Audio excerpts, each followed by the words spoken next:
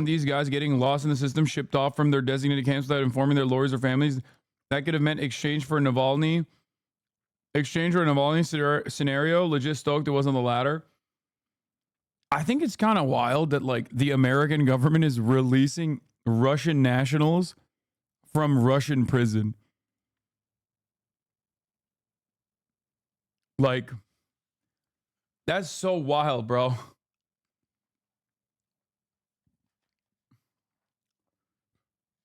Like, we're playing on their turf at this point. We're like, hey, man, you know, we got a bunch of Americans out, but like, can you get some of these Russians out too?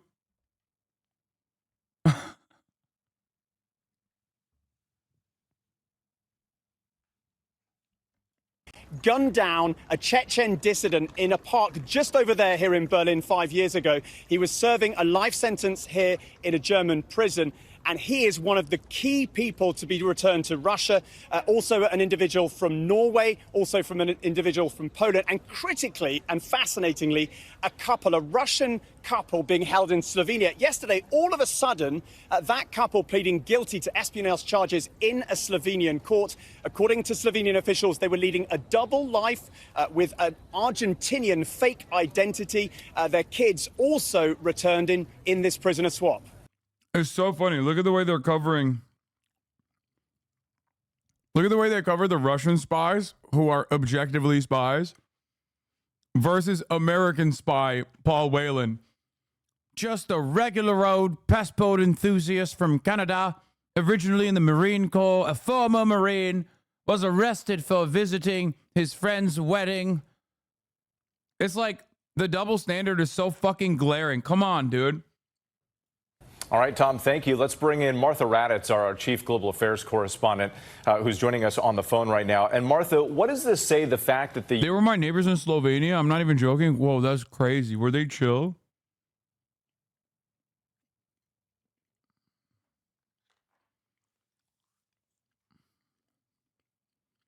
U.S. and Russia can negotiate successfully under difficult terms like this? Well, I think, first of all, this is very separate from any relationship we have with Russia. Things are obviously still incredibly tense because of Ukraine especially, but this is an incredibly good sign that they can still cooperate on matters like this. Wasn't there a report where Trump didn't want to make a deal to get him for that very reason, that he thought he sucked at spying? I don't remember that, but it could be. That could be a very real Trump thing.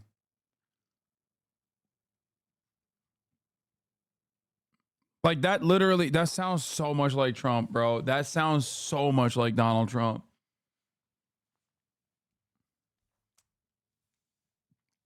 But also, it could just simply mean, it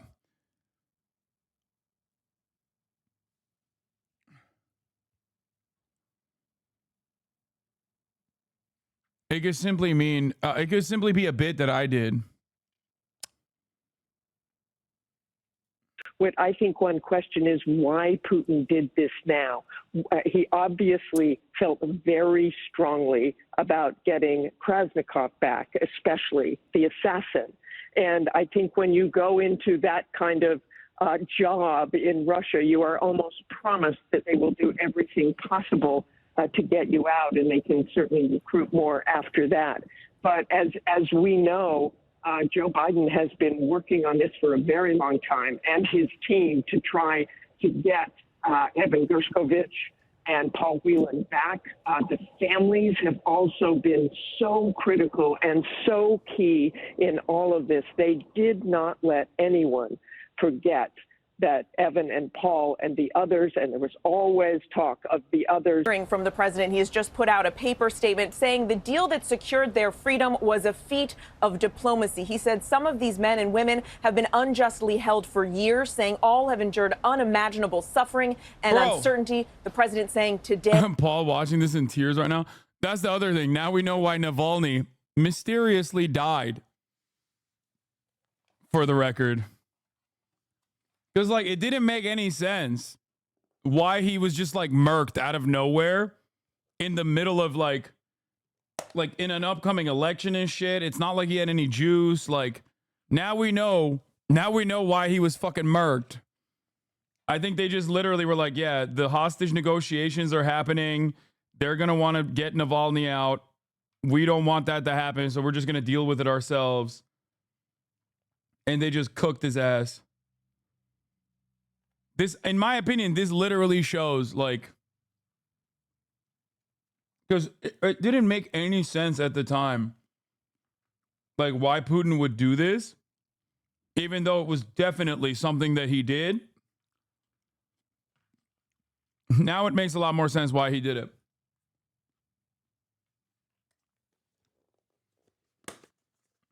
Because he didn't want him to be a bargaining chip in the negotiations process.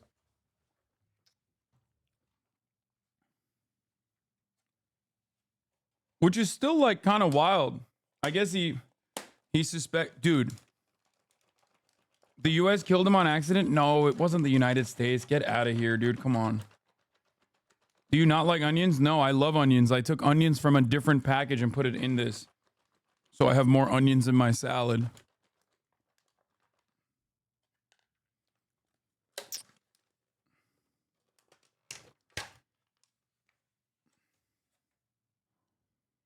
I don't think that the US has like pull like that they could just like assassinate a liberal, possibly CIA operative in a fucking Russian prison in the middle of nowhere.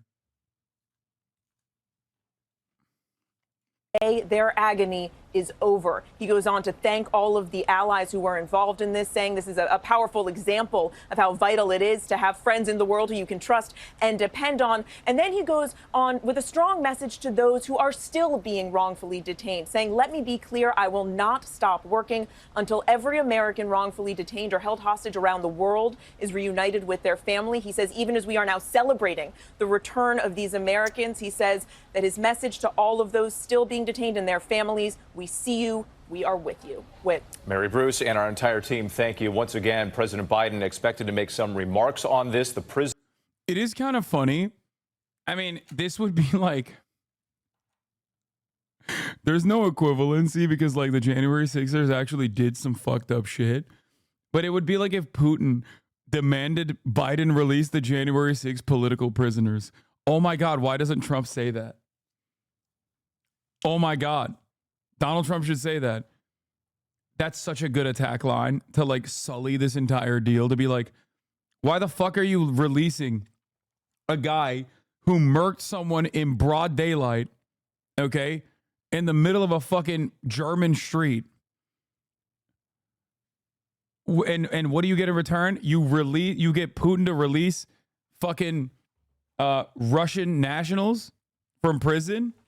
The fuck kind of business does that have to do with you? And then he should say, I never released Paul Whelan because he was a bad spy. Because he was a bad spy. Worst of all.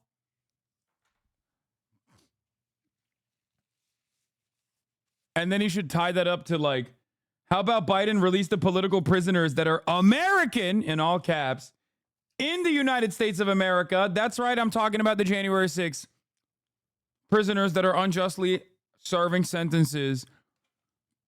They saw sham trials like the sham trial that I saw, but the American people are waking up. Prisoner swap, unprecedented. We haven't seen anything like this since the end of the Cold War. When that happens, we will break back in. But for now, our coverage continues on ABC News Live and abcnews.com. We'll have a full wrap-up on world news tonight. So for now, we'll send you back to regular programming. And in some parts of the country, that's Good Morning America. I'm Wade Johnson in New York. Have a great day. This has been a special report from ABC News. Matthew Chance is in London. Matthew, you know, when you think about how all this happened, and I referenced, changes at the FSB's Fifth Service, you also have, as so central to this, we know Vladimir Putin wanted the return of an assassin who is serving a life sentence in Germany, Vadim Krasikov, and that there were some in the German government who did not want to do this. And all these pieces and players had to come into place at the right time with the right conversations for this to happen. But yet ultimately, Matthew, Vladimir Putin had to say yes. And why do you think he said yes now? I think this is a great deal for Vladimir Putin. I mean, he has managed to basically get back a Kremlin assassin, a colonel in the FSB, who killed in broad daylight a Chechen dissident in the center of the German capital, in exchange, as well as a lot of other people as well. I think that's worse than Victor Bout. Like, Victor Bout is a high-profile get for the American State Department, but, like, he's been out of commission for fucking multiple generations at this point. He's just going to go on Russian television and be a mouthpiece, right? Like, and also he was arrested for, like, arms trafficking when we are supposed to be doing the arm trafficking. Like, he was arrested as competition, basically. Like, whereas this guy was an active assassin. It's pretty wild. It also shows how unimaginably cooked Germany is to America. Why can't we do this shit? Why can't we do this shit for Israel? Can we just, like, make Israel stop? Like, Germany is so fucking cooked to America. We just made one fucking phone call where we're like, hey, release this guy who did a hit. Release this Russian hitman who did a hit in fucking broad daylight. And Germany was like, okay, fine. Who Russia is interested in and may have information that Russia wants to keep, to itself and not be disclosed to its rivals, in exchange for a group of individuals who, for all intents and purposes, did nothing wrong. People like Evan Gershkovich, who was doing his job as a journalist. He was accused and convicted of espionage, of spying for the CIA. But he categorically denied it, as did the US government. Paul Whelan as well, this former Marine who's been in a Russian jail for the best part of the past 6 years. He was in Moscow attending a wedding, and he was accused and convicted and sentenced to 6. I love our media so much. I love our media so much. Like, dude, I don't think Evan is a fucking spy, by the way. I think he got clapped because wrong place, wrong time, not allowed to be an American journalist in Russia. Okay? But Paul Whelan, come on, man. 16 years for spying as well. And so, yes, this is a big tactical victory on the part of the United States. They're bringing these people. You think they're saying similar shit about their assassin in Germany and Russia? Fuck no. They're like, yo, our big dog just murked some fucking Chechen monster and we just got him. They're going to be doing fucking victory laps. That's what they did with Victor Bout. That's literally what they did with Victor Bout. They brought him back. They wheeled him out immediately, did RT. Immediately became like a Putinist talking guy. Not RT, but whichever fucking Russian channel that he was on. People home. But, strategically, this is a vindication, I think, for Vladimir Putin of his strategy of taking bargaining chips and using them to extract as big a concession as possible from the United States and from the West at large. And so, this is an important day. It's an emotional day, but it's also a day that has involved a substantial amount of moral compromise on the part of the West to get these people back. Let's get some perspective from our experts now. We're joined by CNN Chief National Security Correspondent Alex Marquardt, alongside CNN Global Affairs Analyst Kimberly Dozier, and we're also joined by NATO's former Supreme Allied Commander, General Wesley Clark. Thank you all for being with us. Alex, take us through how the next few hours are going to play out when these prisoners finally get to the United States. So thankfully, we're past the hardest part. The exchange has taken place. The prisoners are heading home to their respective countries. When it comes to the United States, they are going to be coming home and then offered medical and psychological services. Now, MJ mentioned there that President Biden is expected to go out to Andrews, Joint Base Andrews. So we could see these four, the three Americans plus Vladimir Kara-Murza, who's a green card holder, coming to the East Coast, but they will be offered the opportunity to go out to San Antonio, Texas. The Brooke Army Medical Center is part of the big... It'll never not be weird to me that, like, That man that you're seeing on camera, not this guy, but General Wesley Clark, his son was a co-host of mine at the Young Turks. Biggest Defense Department complex in their system. And they have a special program called PISA, P-I-S-A, that is designed to help people essentially get back on their feet after traumatic events. This is something that Brittany Griner, for example, went through, and Trevor Reed was offered. And so oftentimes we will see people landing in San Antonio, Texas. I think obviously, the family reunions are going to be their biggest priority. We saw some of the family members there with President Biden. And so after that, they will be given all of the necessary things that they may need to adjust and get back on their feet. So this is a tremendously happy moment. Obviously, Paul Whelan's family waiting for almost 6 years since he was arrested in 2018. Evan Gershkovich's family having to deal with his conviction last month to 16 years in a Russian penal colony. Thankfully, just over a month later, he and the other 3 are coming back to the U.S. Yeah, and the detail. Sticks up women's rights. Ridiculous women would vote for a man to beat them up in sports. When will this end? When a lady dies in the ring? Sticks up for women's rights. Watches women get beat to death in a boxing ring. Dude, what kind of pussy ass shit is this? We're watching boxing, bitch. The fuck do you mean? If you're watching women's boxing and you see one woman, born a woman, still a woman, cis woman, beat another woman in 45 seconds because the other woman had to quit, and you're defending the one who had to quit and claiming that the other person was beating her to death and also secretly a man, you're just a bitch. You're a dumbass bitch. You are a pussy. You are a bitch. You are too sensitive for this world. Go cry. Okay? Mike the Killer 316. I'm subhuman because I don't want to see biological men beat up women. No, you're subhuman because you are literally fucking hallucinating a reality. You're so goddamn transphobic and such a fucking bitch, such a motherfucking snowflake that you literally have. Imagine a reality where a cis woman is beating the shit out of another cis woman, and you have decided that that person actually is a man, and you're running along with that. Law, you guys are freaking clowns. I said trans should not be beating up women. Shut your bitch ass up, bro. That was not a trans woman, okay? That was not a trans woman, and you're fucking over here being like, I don't like it. Still trans. That's the funniest thing that people have been doing. Law, call anyone a transphobe that doesn't agree with you? Yes, bro. Of course I'm going to call you a fucking transphobe. Because you're dumbass. Nah, fuck you. You're a bitch. Oh, am I a bitch? Well, unlike you, I'm not fucking over here crying.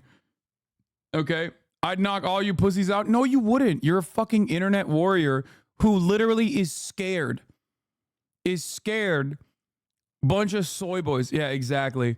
Mike the Killer 316. Call them motherfuckers a bunch of soy boys online. He's so goddamn scared that he saw a brolic woman for once and immediately went, that's a trans woman. That's a man. That's a man. That's a trans woman. That's a man. But yeah, no, all of these people in this community are the actual pussies.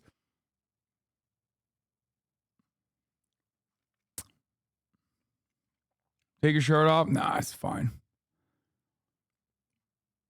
I'll let my photo speak for itself. Huh. Details Pussy. of just the scope of this and the secrecy of it, Kim. Fascinating, as the Wall Street Journal has reported this. In the wake of Alexei Navalny's death, there was this shuttle diplomacy of paper-only proposals that were being hand-delivered between NSA Jake Sullivan's office and his counterpart in Germany. I mean, this was sort of the secrecy of it. How different is something like this just because of the sheer size of it? It reminds me actually of the planning of the Osama bin Laden mission, that they kept it in a very small group of people. And yet I'm also thinking about the relief and the elation of that small group of people who've been working on this. That has to include not just the National Security Advisor's Office, but Roger Carstens, the hostage envoy, and his team from the State Department. Now, Roger started this job under Mike Pompeo's State Department, and a lot of the same people have stayed with him, and they've worked this 24/7, not for days or months, but for years, to get to this point. To get Dave Whelan out, in addition to Paul and Alsu, who was taken more recently. And it reminds me, so Roger is a former Green Beret, and their motto is Deo Presso Liber, to free the oppressed. And it's really nice to be talking about the great news of these people being released. And I would also add Robert O'Brien, the former national security advisor to former President Trump, highly critical of the Biden administration when it comes to their approach. He says that this encourages more hostage taking, and yet he praises Roger Carstens when given the chance. Yeah. So it's just sort of a very... He handed that job off to Roger. That's right. Yeah. So I was just going to say that, look, we're going to, once the welcoming... By the way, the aforementioned TV ran libs also pushed a wedding story for Whelan. Super Zionist too, Islamophobic. Their big narrative these days is literally veteran crime. You do well to stay out of this shit. Veteran crime. The pictures on the tarmac are out. We're going to move on to crass politics, and then we're going to start asking the questions. Why did Moscow not wait for a potential Trump presidency? Moscow has given a real win to the Biden-Harris administration. Taiwanese people are mad at J.K. Rowling for calling one of their athletes trans. Chuggles, the sexist and racist J.K. Rowling managed to turn the entire nation of Taiwan against her. Turf colonialism is losing ground. Oh, that makes me so happy. Oh my God, that makes me so happy. Hey, I am with you, okay? Taiwan, call me Taiwan, baby, the way I'm with the nation state, the independent nation state of Taiwan on this beautiful day, okay?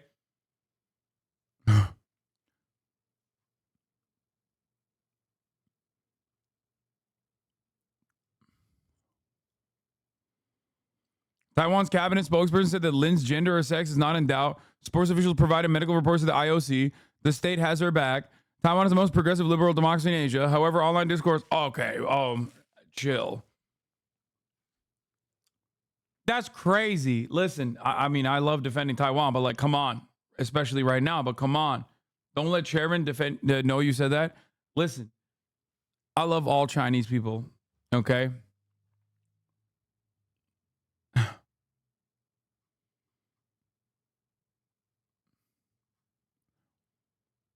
Doesn't matter if they're in Chinese Taipei. Doesn't matter if they're in mainland China. Doesn't matter if they're in Taiwan. You know, you call it whatever you want. But yeah, no, I think Thailand is probably more socially progressive than Taiwan is. Anyway, you're going to get clipped.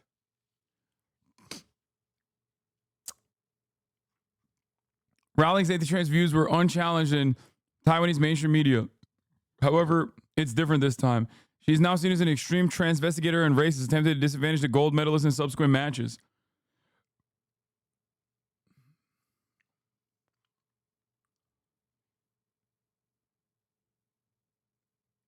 Bro, stop. I'm fighting a losing fight on Bilibili on your behalf already. Yeah, I heard that like my sarcasm doesn't translate well on the Chinese apps when they use like AI translations.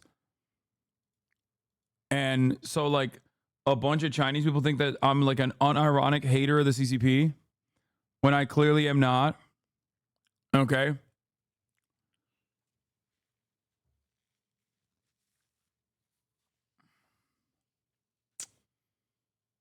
I was the one who told you that last time. Yeah, I know.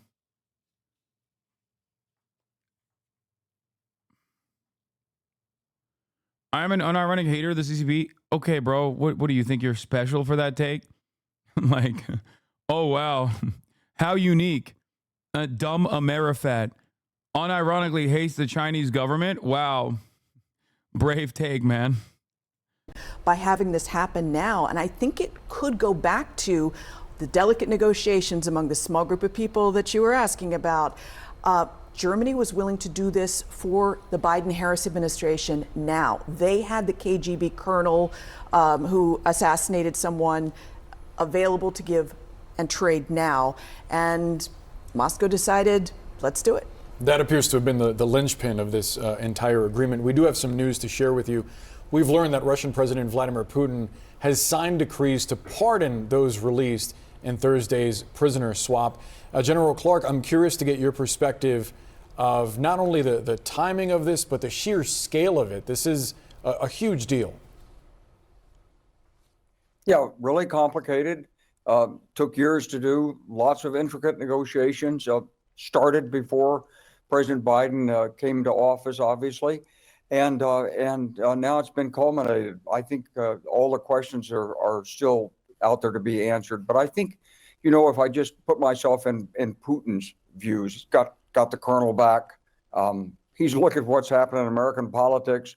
There's a couple of lessons here. Number one is maybe he's not maybe he doesn't feel confident that Trump's actually going to get elected. Number two is he might be sending a message to Donald Trump. You got to be even nicer to me if you want my support. So there's a lot of dimensions of this, but I think the bottom. Yeah, I would say that this is like kind of a gift from Pootie Poo. I mean, it's a good deal for him, but he also understands that this like makes the Democratic administration look good. You know what I mean? Like, I'm not questioning how good of a deal it is when you get literally a broad daylight assassin out. Right? And he got the fucking Merc Navalny in the process and took him out of the equation as well. And reporting is now showing that like Navalny was the key, in the arrangement. He was one of the fucking key figures that the U.S. was trying to get out of prison. So he got to literally murk Navalny, and on top of that, turn around and get a fucking assassin out. So it makes him look good. But the timing of it is actually really interesting, in my opinion, because it makes the Biden administration look pretty good too. Like that's a big gift.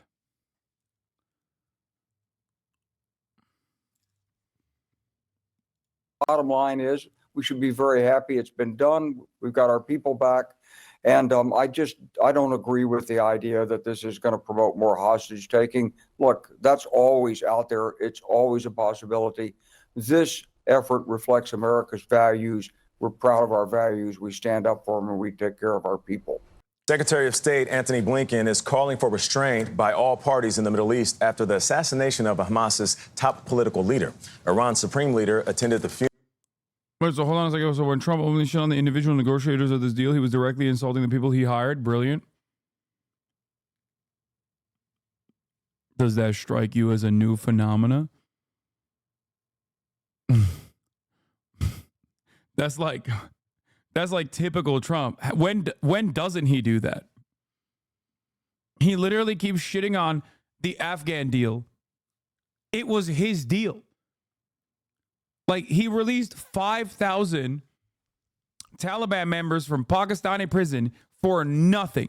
Like, he literally gave them Afghanistan, okay? He actually sidestepped the Afghan government. He told the Taliban, including the leadership, alongside Mike Pompeo, that they don't have to see the top of the hour ad breaks ever again. Afghanistan is theirs. At the top of the hour, HasanAbi Piker will be serving a 3-minute ad break, but the Taliban won't see it because we don't serve ads there. However, even if they were in the United States of America, they still won't see the ads because they have gifted subs coming for them at the top of the hour. Unless you are a part of the Taliban who just received a gifted sub from Muffin Coats, thank you for the 5 gifted subs. You will, however, see the 3-minute ad break at the top of the hour unless you subscribe for $6 or for free with a Twitch Prime. Here's the 3-minute ad break now.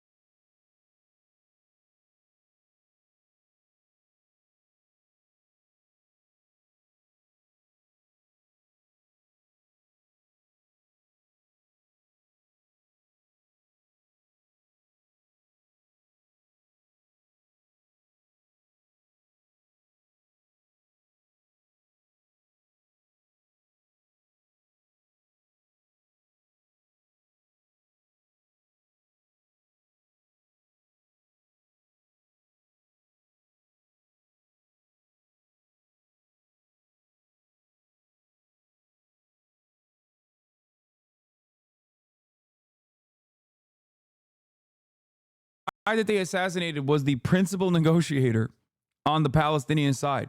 He doesn't have any like arms training. He doesn't know how to fucking fight like that. He is functionally a diplomat.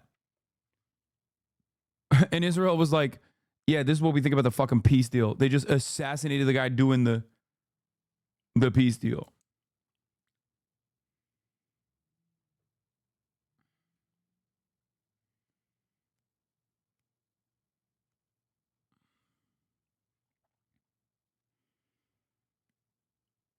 Anyway. All-out war. I think both sides, on the one hand, do not want things to get out of control, do not want what they call an open war. On the other hand, both sides, both sides do not want to be the one that takes the step back. As the political face of Hamas, Haniyeh was also the man sitting in the same room as the Israelis trying to hammer out a hostage deal. That could now be in jeopardy. When you kill the person you negotiate with, what is the intention? The intention is to kill any possibility for peace. Today marks 300 days of Hamas captivity for hostages in Gaza. That's crazy. I hate this fucking framing. Oh, 300 days of Hamas captivity. How about 300 days of genocide too? You know? Come on. You can't bring up the fucking hostages unless you're going to talk about how Israel has no interest whatsoever in releasing the fucking hostages.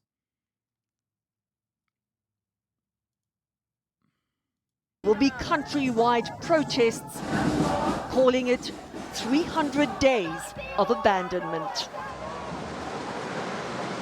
Israeli Prime Minister Benjamin Netanyahu continues to vow to defeat Hamas. His military announced just this morning it had killed another one of the October 7 masterminds, Mohammed Deif, in a massive strike over 2 weeks ago.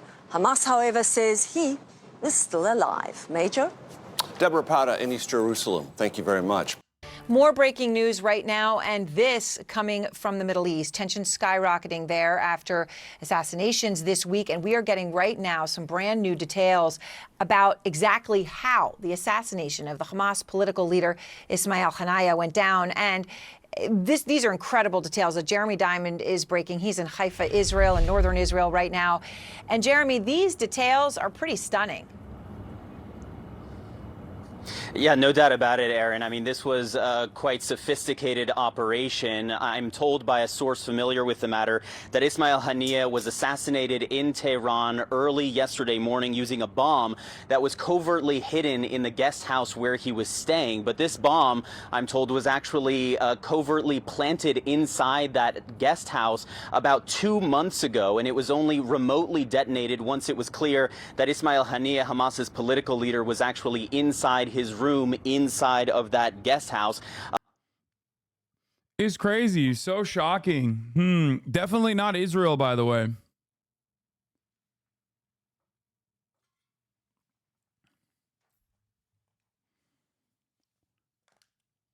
Yeah. I mean, Israel is the #1 at planting bombs in hotels.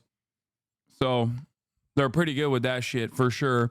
They're just pretty good at assassinations in general. They've been doing that a lot.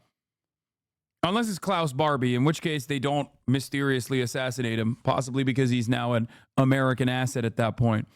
But yeah, they're pretty good at blowing up hospitals. They're pretty good at blowing up everything.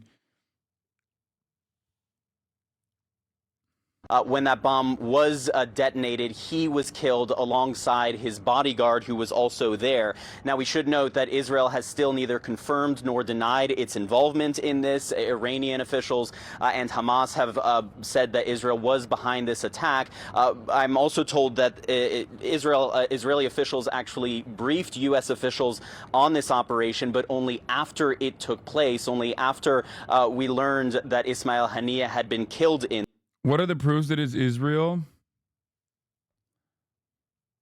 I assume Israel says it's not them. So what proof do Palestine use against them?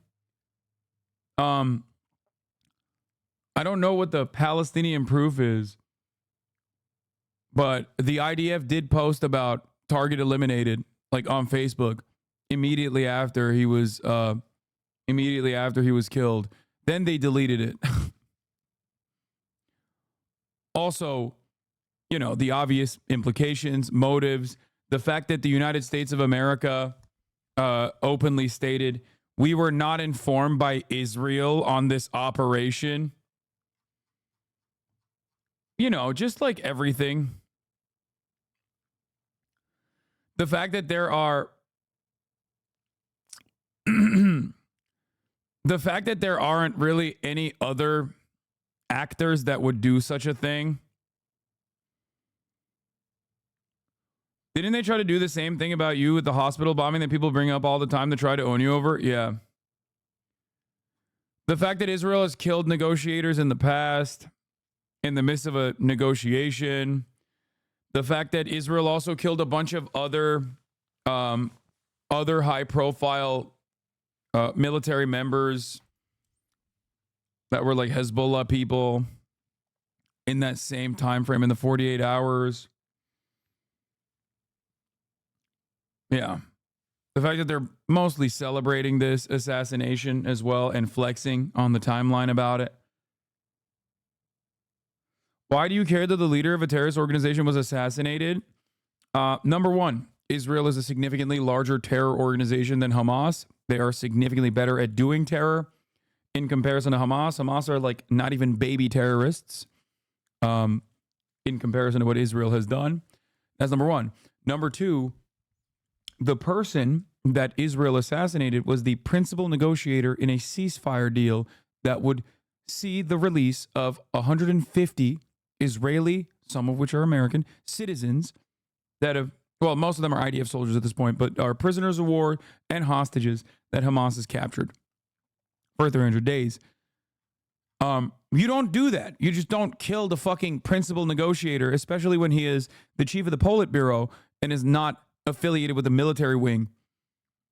He's also seen as a more moderate figure within the Palestinian, within Palestinian liberation, within within especially the structure of Hamas. So that's what it is.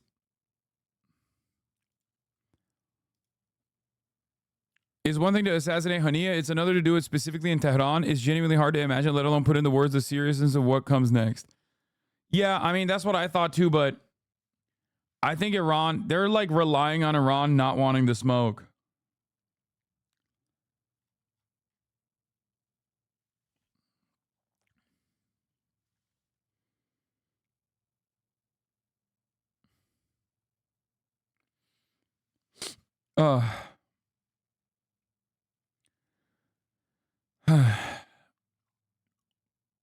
Killing, destroying the peace negotiation representative when you want to keep the war going? Yeah.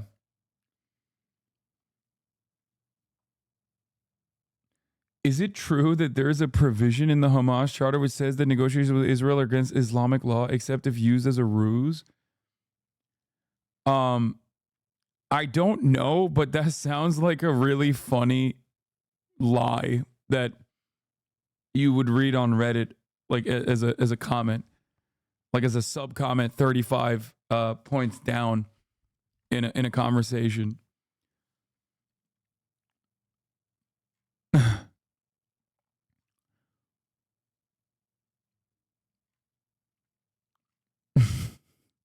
Why would they put that in the charter, chatter? Think about that. Why would they reveal their hand in the charter? No, not even in the 1988 charter. Come on, man.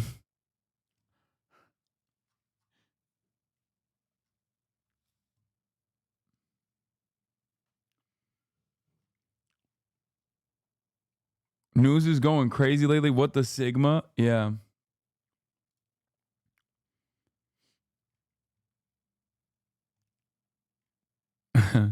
Here is my evil plan. Under Islamic law, I will Islamically do my evil bidding. In this. What's also interesting here is that this guest house was actually under the control of Iran's. The CNN correspondent literally just said Israel briefed the U.S. about the operation after it happened. If it wasn't Israel, why would they brief the U.S.?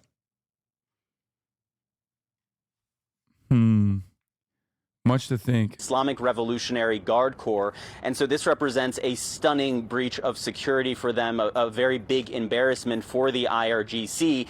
And we've reached out to Iranian officials for comment on this, but we know, of course, that we heard yesterday from Iran's supreme leader vowing revenge, saying that Israel has, quote, paved the way for your harsh punishment. This assassination has put this region on a knife's edge, in addition, of course, to the Israeli strike in Beirut just hours before this that took out a senior Hezbollah commander. There are now threats of retaliation, not only from Iran, but also from Hezbollah and Hamas, putting this region and this area where I am right now in northern Israel very much on edge as the possibility of retaliation now looms. Aaron. Thank you very much, Jeremy Diamond. Cedric Layton joins me now. Colonel Cedric Layton. Colonel, Jeremy's reporting is really stunning. And he mentioned this, but let's just emphasize this again. He is reporting that ostensibly some Israeli operative, although they have not confirmed their involvement, planted an IED in Tehran in a guest house controlled by the Islamic Revolutionary Guard Corps, the elite. Nasrallah also spoke today. Seems a pretty serious response also coming from them in addition to Iran. Nasrallah, this is from Timur Azari, Iraq bureau chief of Reuters. Hassan Nasrallah, General Secretary of Hezbollah, the leader of Hezbollah in Lebanon, has said he noted that Israel hit a civilian building in the capital suburbs, killing civilians and a top leader. This indicates Hezbollah could strike at or near a major Israeli city, going for a mixed military/civilian target.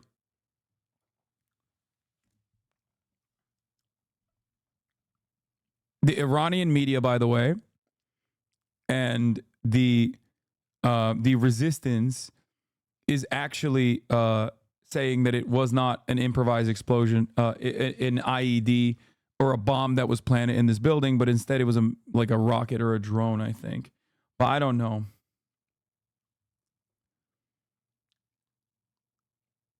Israel also evacuated some of the forces into shelters to save them. Nice.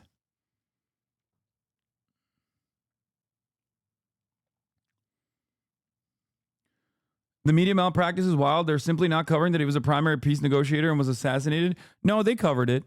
Like even American media was like, yeah, this guy was literally seen as a moderate in comparison to Yahya Sinwar. And not only that, but also he is he was the principal negotiator. IRGC 2 months ago, and then remotely detonated it when they knew that the guy they wanted to get was actually staying in that house. Holy cow. Yeah, holy cow is right, Aaron. This is a classic operation, kind of in line with... Do I think Iran has the capacity to take on Israel? Bro, there is no taking on Israel. Taking on Israel means taking on the United States of America.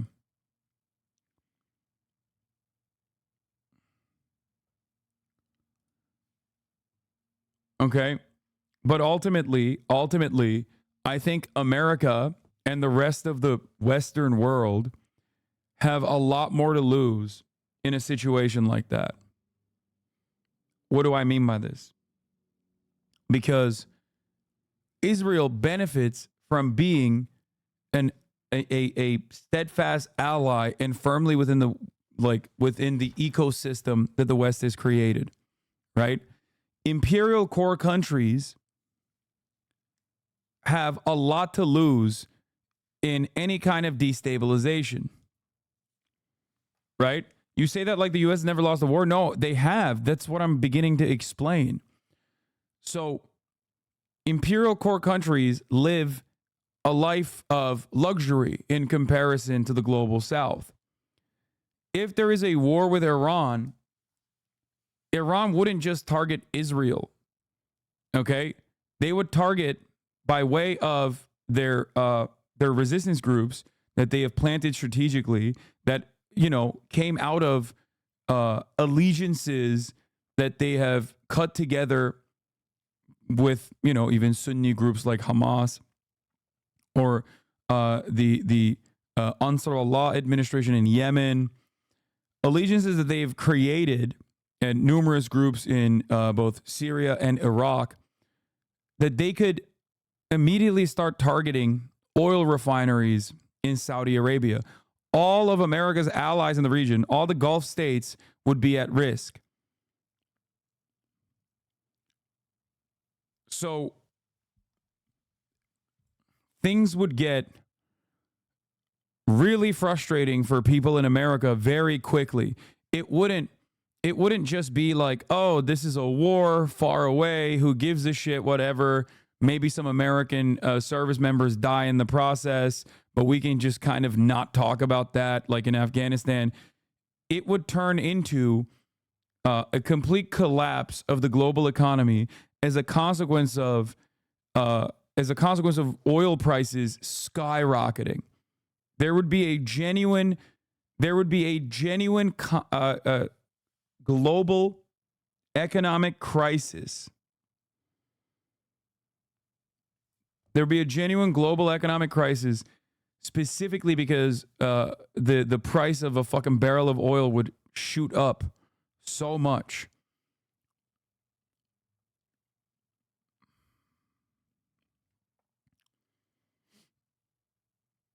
Surely Iran isn't crazy enough to take on the entire Gulf in the West. I think that's part of the reason why they're not responding in kind, but instead responding in a very restrained way so far. But yes, I mean, this would be global war, full blown. It's something that I don't think China wants. It's something that I don't think anybody else wants. It's something that I think is so severe that Benjamin Netanyahu thinks he can get away with opening up a second front and potentially a third front and pull America in and keep this limited. But let me tell you, you would not enjoy this at all. None of us would. Which is why I've been saying since early October that America has to restrain Israel.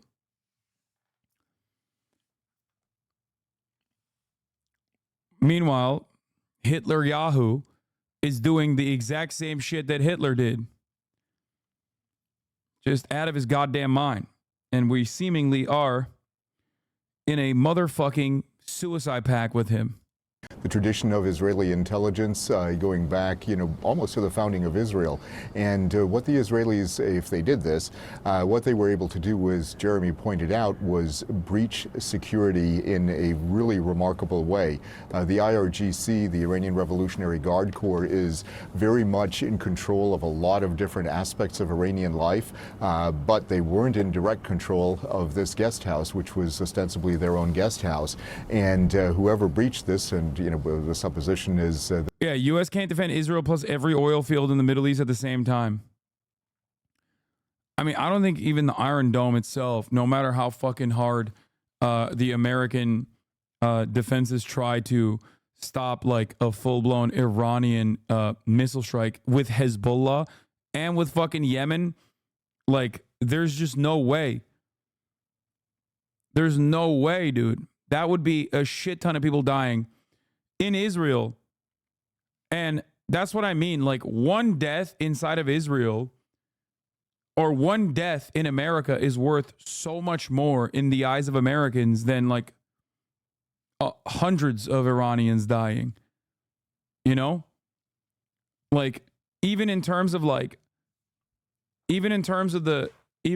calculation, like when all you know, when you were born in Yemen and all you known your whole life is genocide and famine as a consequence of Western-backed forces with Saudi Arabia and UAE conducting a man-made famine and creating a genocide in your country, like when 100 of your friends fucking die, that's like every other day. That's something that you have experienced in your life. But when you're living in Israel and you're like a marketing executive and you go and you eat your pizza palace and you go and you eat at the pizza palace and you play the shittiest techno music of all time. You're like living a normal life in luxury for the most part. When one person in your country dies, that is something significantly more dramatic because it's like out of the norm. That's why 9/11 was so significant, right? America's geopolitical condition, like its position on the planet, sheltered it from the worst aspects of World War II because it was so fucking far away. Okay? That's why 9/11 was so goddamn significant. It's like, holy shit, 3,000 Americans died on American soil with a foreign-born attack. That was unimaginable. For people in Iraq, that's like, you know, that's like a combination of, you know, maybe a week of America's most intense bombing. For people in Afghanistan, it's the same. Maybe not to the same number, but like maybe not the same number of casualties, but it's a month-long conquest over the course of years and years of occupation that America engaged in these countries. They're significantly more used to it. The Israeli air defenses would be overwhelmed 100%. Most of the projectiles, such as ballistic missiles, would need to be intercepted by David Sling and Arrow air defense systems, which have far fewer interceptors than the Iron Dome. Yeah.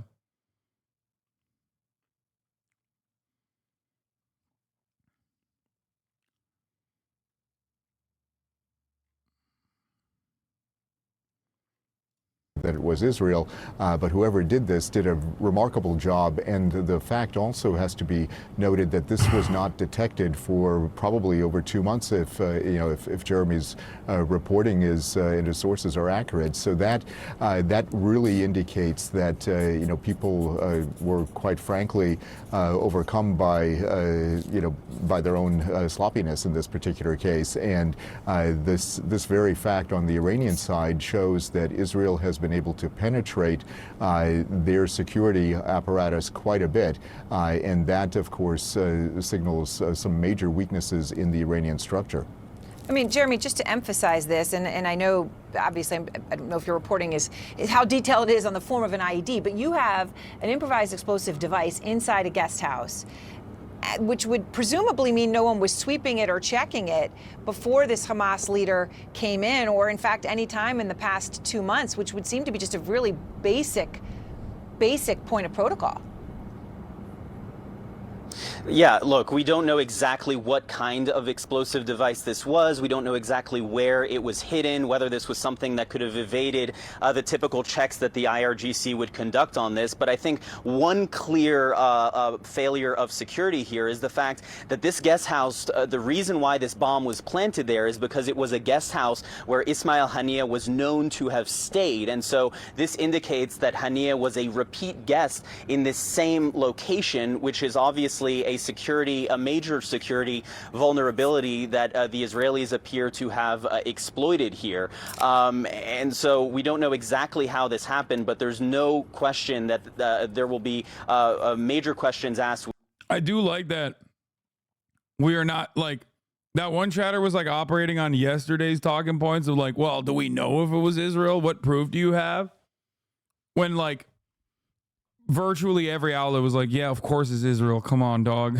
Like, and we've totally moved past that. Within the IRGC, within Iran's top political and military echelons about how this could have possibly happened. And I also think it's notable that yesterday Iranian state media was reporting that this was a rocket that was fired from outside into this guest house that actually killed Haniyeh. But the fact— Do you trust the missile story or the bomb story? I trust the bomb story. That it was actually something that was planted in the guest house suggests even additional layers of failure. It also makes clear that this was not fired by a drone or by a fighter jet that would have violated Iranian airspace. So that also may factor into how Iran chooses to retaliate for this assassination. And that's a significant point as well. Colonel, it also, though what Jeremy's saying, does just make one thing sort of unbelievably clear. So let's just say it in black and white. That means a human being is involved who's in Tehran, who actually gets access to this guest house and plants something. At some point, there is a human being infiltration, which is different than what Jeremy's saying they had originally been put out there about a rocket or— This questions the bomb story and gives a reason as to why. The Iranian intelligence is insisting on an air-to-surface missile is responsible for the assassination of Hamas leader Ismail Haniyeh. The leaks coming from Israel want to establish that a bomb was planted Israel's want to portray the attack as an intelligence operation and keep it under the category of shadow war, but Iran seems to have decided to deal with the attack as military aggression. Oh.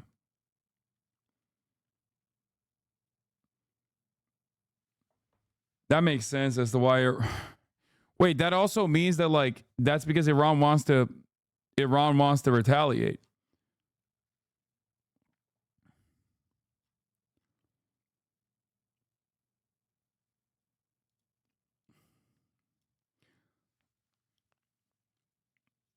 This is an Al Jazeera reporter as well, by the way. Hezbollah's air defenses repel Israeli war jets flying over southern Lebanon, obliging them to retreat back to the occupied Palestinian airspace. Hezbollah has begun a massive bombardment of northern Israel, and videos of rocket impacts are being shared.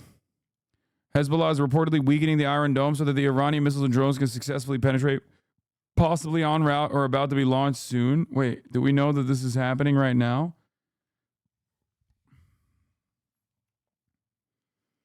Iran posted their red flag of vengeance. So did Hezbollah, by the way. As in, they both are, they have both vowed to take action. This happened, it was earlier, like